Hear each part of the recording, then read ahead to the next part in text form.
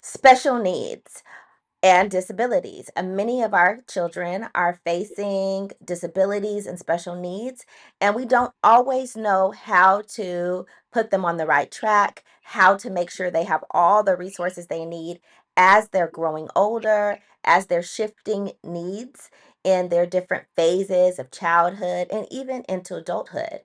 This episode gives us a resource to really help connect us and our families with special needs and children with disabilities to resources they need so they're on track for learning and stay on track for success. Hi, thank you so much for joining the Falling for Learning podcast. I am TD Flenaugh. We have this podcast to help parents and caregivers with having the resources, strategies, and tools needed to make sure that their children are on track for learning and to stay on track for success.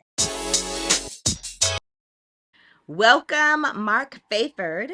How are you doing, Mark? I'm good. I'm good. How are you? Doing great. So I really I'm glad that you came on our show to talk about your My Needs Network. It's summer months. How is the summer treating you? What do you have going on? It's good. We've had there's been a couple of good conferences this summer. There's a couple more coming up. A lot of things happening this summer. It's been really good. We have some builds that we're doing in the My Needs Network platform, and moving some projects forward as well. Okay. So we're going to get into the My Needs network that you're going to tell us all about and the resources and the network that you're creating. But before we get into that, we always like to ask our guests, like, what made you fall in love with learning? What really sparked your passion for learning when you were a child or youth? I would say it was a couple of things. Maybe traveling a little bit overseas did it, and that encouraged me to. Yeah, and that was shortly after I got out of the Navy. I was spent some time overseas for a while, just kind of traveling around on my own. Oh, and also, and then once I got into college, that was where it really kind of took off for me. I admired my professors. I admired the coursework and the different materials that we were, you know, we had to read and review, and so that was probably what launched me into where I am now. Wow. Well, thank you for your service. And so you're saying you didn't really get into learning or school until you got older and the traveling was really. So that's something that is interesting. Like some people get into it early, learning, but you're, you kept doing what you're supposed to do, and got into the, uh, you said Navy? Sorry if I missed it. Yeah, the Navy, and my parents encouraged me as well too. Over the years too, growing up, and that was very helpful also. But really getting into the field that I'm in now, it was probably more in college where it kind of drove me into this direction. Nice. So tell us about your field, like your education background and how you got into doing the My Needs Network, which you're going to tell us all about coming soon. Yeah, sure. So I have a background in research, predominantly in uh, the social sciences, you could say, but mostly in the pub in healthcare. so um, for in and so I was working as a research manager in 2016, and I was working for a clinic that focuses on medical complexities for pediatrics. Mm. And it was there that we just continued to come across the need for improvement to accessing resources within this medical complexity subpopulation. Okay. And we would hear it over and over again. We would hear it at conferences. We would see the results come through on a grant that we were working under as well. And so from there, we took it. Myself and our principal investigator, we and a few other folks on our team, we built out a independent research study, through the university. Okay. And from there, we were able to learn a lot more about those needs, categorize them, identify reoccurring themes with those needs, and really do something with that, with the research findings, and kind of validate, if you will, what we had been hearing over the years. Can you tell us more about the medical complexity? So yes, I don't. Can you tell us a little bit more for the viewers and myself? Sure. The other way you could put it would just be it was a pediatric office, so Mm-hmm. it was a pediatric clinic, I should say, and it was a variety of individuals with disabilities, Okay. and different variety of severity, types of disabilities. And so the overall question was, what is it that these parents and families need, Yes. clinical, non-clinical, to improve their quality of life? Uh, so that was our starting point. That was the starting point. The research that kind of got My Needs Network going unexpectedly. And we also, but today we also cover adults, pediatrics, and adults. Okay. So So tell us all about the My Needs Network, how, what it is, and then how do, how does it benefit the greater community? sure. So My Needs Network is a networking service provider designed specific for the disabled community. It is set to be a nationwide tool. We got started in Florida, and so of course, you know, to and we are in the process of building out into other states. So as of right now, a lot of the resources are in Florida, but that doesn't matter. I mean, if you're out of state, or if you're in another state, we still strongly encourage you to to use My Needs Network, connect with us on through My Needs Network, and we can still help in way in to help identify and find resources. But so it's a nationwide networking service provider, and we it was founded unexpectedly from the research study, which we've now published on, Right. and it was a 2 year study looking at how to improve quality of life for individuals with disabilities.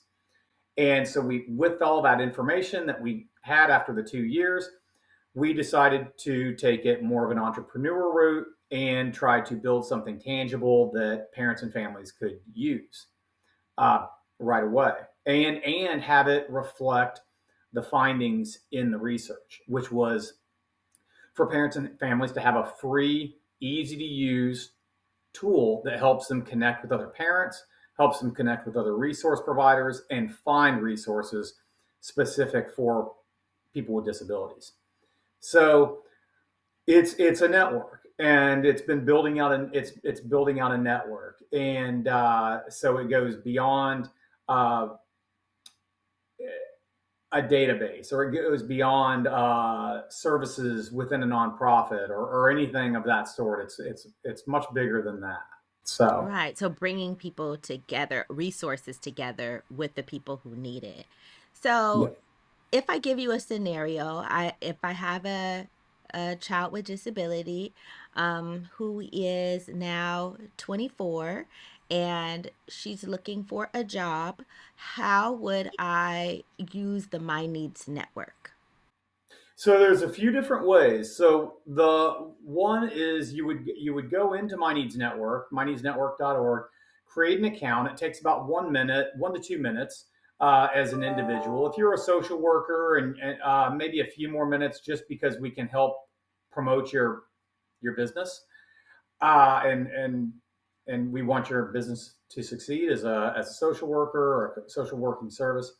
So you create that, and then you create your listing, and then or your account, and then you're able to access multiple tools to help you connect uh, with that exact need. So you would literally take what you just said, your description, and you could copy paste that into different tools and get that out to multiple organizations all over the country, depending on the category of need.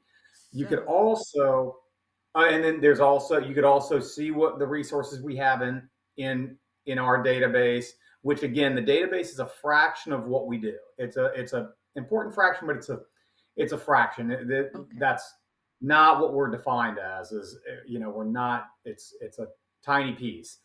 Um, but then the other piece would be that you can all, if you're having trouble, because time is of the essence. Time is, individuals with uh, family members with disabilities. We understand that time is limited, Yeah. and so the start could be as simple as an email to our team, and then Okay. we take it and start looking from there. And we work with the families until we have some resources to kind of hand off to them.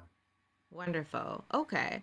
And again, that is a range of disabilities, physical disability or like learning disability or other kind of, yeah. Okay. Correct. And So anywhere in the country. It doesn't really matter. Rural, urban, just it doesn't matter.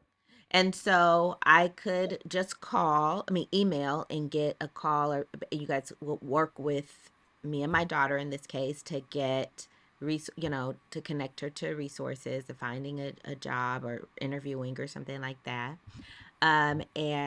Or I could just go in, create my own, um, like profile for my daughter, and then she and I could work together, you know, through the platform to reach out to different resources. So there'll be different people in the network that will yeah, different companies or whatever that I could like sign up with per se, and then they would be reaching back out to me. Is that correct? The Rewrite Method and the Rewrite Method Workbook are your go to resource for helping kids to learn to fall in love with writing. It has the tips, tools, resources, strategies, and skill building activities to help kids fall out of writing hate and into loving to write. Get your book set today.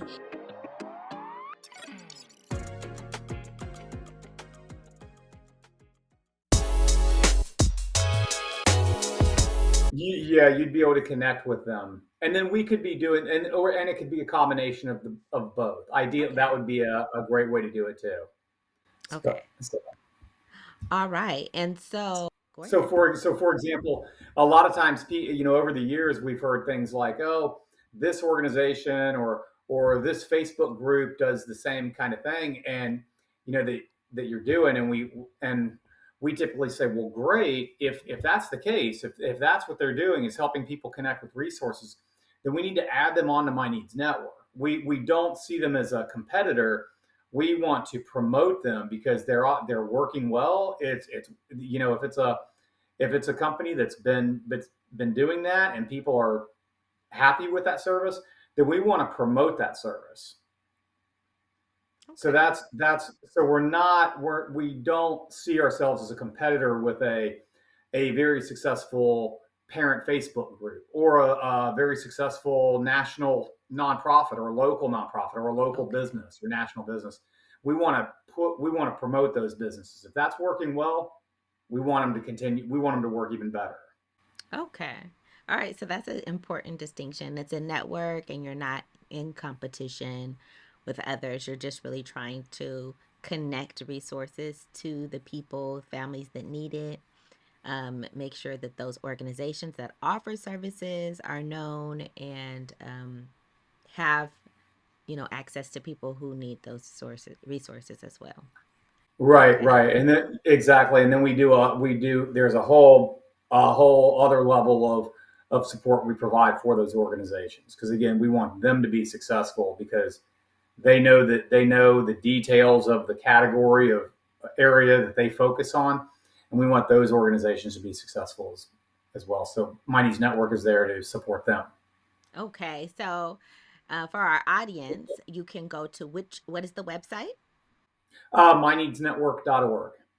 So myneedsnetwork.org. And if you are a parent, you could register your child and information in there, right?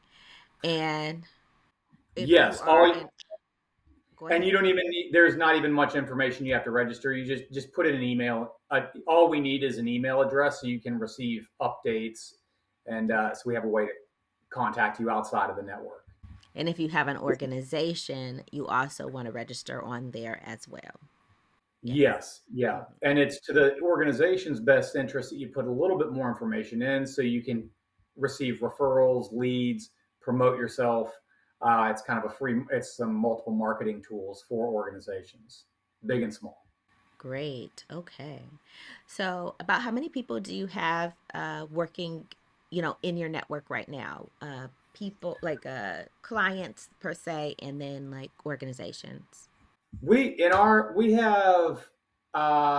have around I didn't look at the numbers over these last I haven't looked at the numbers over the last week or two, but I want to say we have about 30 to 40,000 visitors um, over the last 2 months, and we have our database has about 15,000 organization resources in the database, and and then we work with uh, several partners on a regular basis. We're co-owned by University of Florida, and we and we keep, and like I said, we keep everything free and easy to use. So there's it's not like you hit a wall and now you have to pay a subscription fee or to Wonderful. access. It's not set up that way. Our business Okay. model is completely separate. So you're mentioning that your research about what, that actually led to creating the My Needs Network. There's like a peer-reviewed publication or something like that that we can read as well for this Yes, yeah, particular. absolutely. So the research itself was done between 2016 and 2018. And then we switched in 2018, we switched into ways to build and design the something that reflected the needs that came out of the needs and requirements that came out of the research findings. So, for example, how are we going to build this and make sure it's free? How are we going to make sure it's easy to use? What types of tools need to be added into this to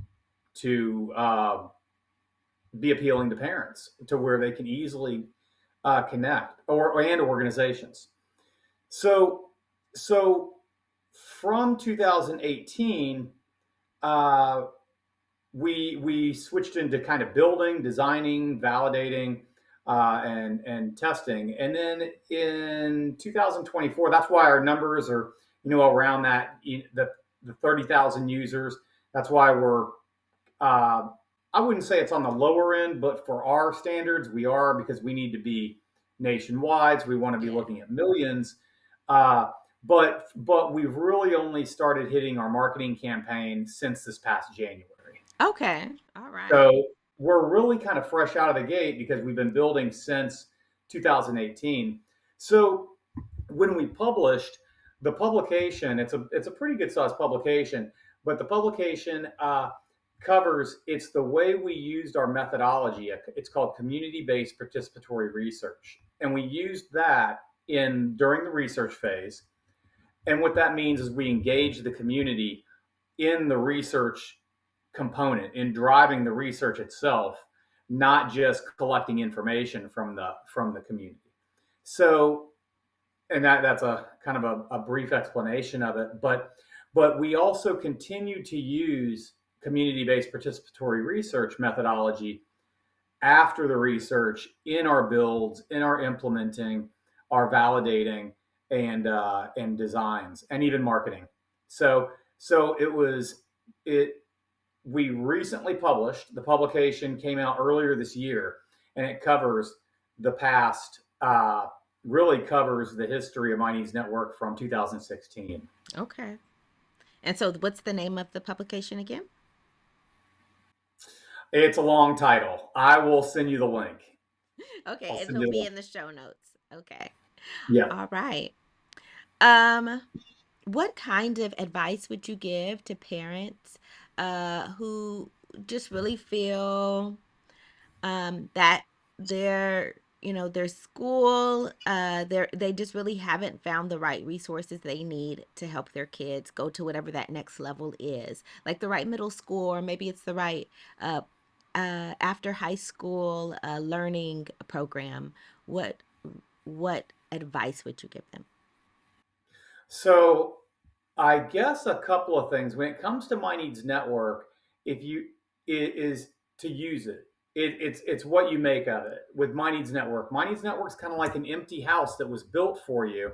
Hmm. It's built for you. It's just time for you to move in, move your furniture in, and start living out of it. Start using it. The Okay. more you use it, the more functional it'll be. And using it also includes the one-on-one support, the tools, and getting in there. It doesn't take a long time to use it. It just takes it just takes up email login and to get in there and start utilizing. The other piece outside of My Needs Network, and I've kind of seen this over the years, I feel, is talk to the other parents, the parent advocates. You see those a lot out of children's hospitals, um, social workers. Those they are those groups of support levels of support are very very valuable, and Okay. they know all kind. They're on top of all the resources out there, the new policy updates. They stay up to date on quite a bit. The parent advocates are great because then they can connect uh, pretty easily, and they understand where the parent in need is coming from. They can relate very easily. Okay, that's wonderful. I want to circle back because you said something about the one-on-one support. Can you tell us more about that? So sure. So going back to your example, I think it was if your daughter, as an adult now, was looking for employment with a mental behavioral disability. Was it something along Yep, those lines? that's yeah, just a So scenario. Yeah. okay. So if you were looking for something along those lines, and you could always send us an email, tell us just exactly that and where you're looking for those resources, like your the zip code or the general area, and Okay. we would be able to help provide that help as well. So we it's easier for us to operate by email because then we can move that sentence around without having to change it, without getting the sentence getting or the need getting shifted around. I see what you're saying. Because if I'm telling you, then just it's you may have heard it wrong or you may have missed something. And if I Right. email you, you could see all of the things that I put. I'm not. It's nothing's left out, and making sure you really don't miss anything. Yeah. Okay. Exactly. That's Yes. great. Exactly. Okay, so the one-on-one support, yeah, once you email, they can contact you and help you really find what you need. Um, yeah, and I really like that is such a gem, reaching out to those parent advocates at the Children's Hospital and different places, so that you are, you know, finding multiple ways to reach, to get the needs that you need for your child. And one of the and speaking of parent advocates, one of the things that we're working on, it's it's it's it's coming up on the pipeline. It's coming. It's it's about to we're about to start building on this now. Is creating a place in My Needs Network where it's easier for people to connect with those family advocates Okay. all over the country, and also a place in My Needs Network where family advocates can better benefit, and social workers can benefit in their jobs. So what is it that they need to do their jobs better? So we're there Mhm. to kind of support those family advocates again, so we can help them. The more successful they are, the more they're able to provide uh, for those parents and families in direct need. Absolutely. We've been able to find some discounted contract work for them and also help set them up in directions to where they can find some financing or some funding. Okay, well, we really appreciate you coming on to our show. Our audience members, we thank you for watching us and following us, and we're in our season 3.